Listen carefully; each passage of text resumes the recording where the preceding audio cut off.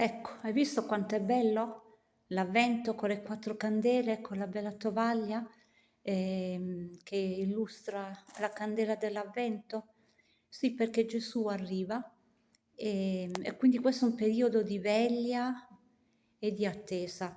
Preghiamo perché Gesù quando arriva nel nostro cuore, se trova il peccato, l'errore, ci educa e ci aiuta a diventare delle persone nuove.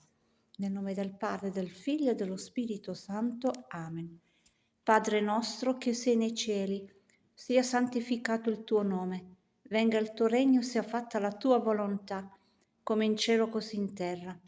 Dacci oggi il nostro pane quotidiano e rimetti a noi i nostri debiti, come anche noi li rimettiamo ai nostri debitori. E non abbandonarci alla tentazione, ma liberaci dal male. Amen.